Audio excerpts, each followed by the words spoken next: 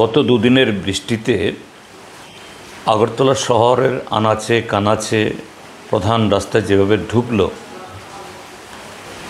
যে এই ট্রিপল ইঞ্জিনের সরকারের সমস্ত ফানুস এতে ফেটে গেছে।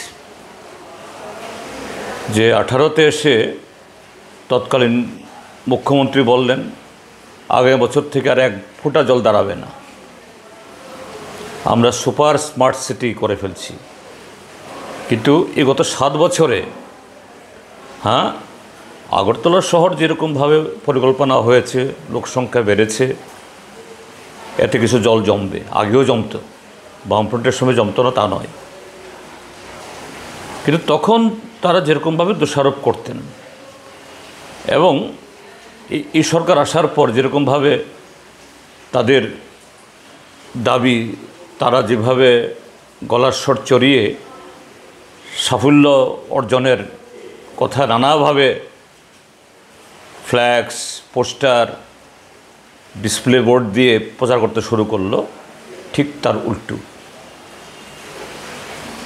আমি কথা বলছি না কেন জল জমছে, জমতেই পারে, কিন্তু এই গত দুদিন, তার আগে একদিন হঠাৎ অল্প বৃষ্টি হয়েছে, জল জমে গেল। কেন এসব? কেননা যে লোক দেখানো কিছু চকচকে তকতকে করেছে, আর বামফ্রন্ট সময়েতে, সরকারের সময়েতে যে সমস্ত স্ট্রাকচার করা হয়েছে রং চং দিয়ে, কিছু লাল নীল বাতি লাগিয়ে চমকানোর চেষ্টা হয়েছে, কিন্তু আসল কাজটা ওরা করতে পারেনি, করছে না। যাই হোক, এটা শুধু এই যে জনগণের যে দুর্ভোগ, এই দুর্ভোগের বর্ণনা করার জন্য বলছি না। আমি যে কারণে কথাটা বলছি, যে এখনও আসল বর্ষা শুরু হয়নি, জুনের শেষে নামবে। এটা প্রাক বর্ষাতে যদি এই অবস্থা হয়, আসল বর্ষায় কী হবে?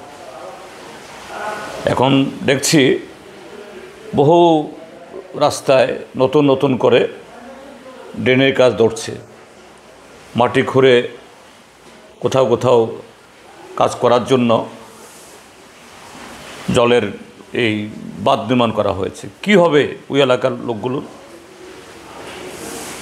যাই হোক, যেগুলো ধরেছে দ্রুত শেষ করা দরকার, এবং তারা শত চেষ্টা করলেও এই বর্ষা নামার আগে এই জল যাওয়ার জন্য যে সমস্ত ড্রেন ব্লকড হয়ে আছে, এগুলি করতে পারবে, এটা অসম্ভব, হিউম্যানলি ইম্পসিবল। আমি বলছি না এগুলি করতেই হবে, কিন্তু আমি বলবো পাম্পগুলো যেন চালু থাকে।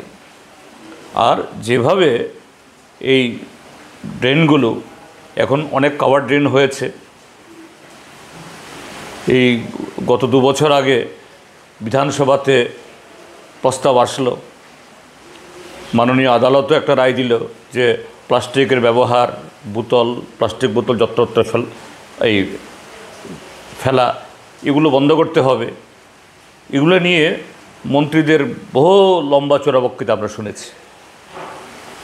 তারা প্লাস্টিক মুক্ত এবং এই যে নন ডিগ্রেডেবল পদার্থমুক্ত শহর বানাবে, অতি স্মার্ট। কিছু হয়নি, এবং এগুলি করার জন্য আসল চেষ্টাও করেনি। শুধু কিছু নতুন প্রকল্প দেখিয়ে সারা ত্রিপুরার যে যা চলছে, এখানেও সেই কমিশন বাণিজ্য হয়েছে, ভাগাভাগি হয়েছে। যাই হোক, আমি বলবো সামনে বর্ষা শুরু হওয়ার আগে সমস্ত পাম্পগুলো সচল হোক, আর এই সমস্ত ড্রেন, উন্মুক্ত ড্রেন এবং কভার ড্রেন যেগুলো, সেখানে যে ময়লাগুলো জমে আছে পরিষ্কার করার ব্যবস্থা করুন। অন্তত আগরতলা শহরের নাগরিকরা এতে একটু কম সময় এই দুর্ভোগ থেকে অর্থাৎ কম সময় ভোগ করে দুর্ভোগ থেকে বাঁচবে। এই শহরের বা নাগরিকদের স্বাচ্ছন্দ্যে কিছু বাড়বে না। এই কাজটুকু করার জন্য আমিও আগরতলা শহরের বাসিন্দা, একজন স্থায়ী বাসিন্দা এখন, সমস্ত নাগরিকের তরফ থেকে আমাদের রাজ্য সরকারকে এবং আগরতলা মিউনিসিপ্যাল কর্পোরেশনের কাছে এই অনুরোধটা জানাবো।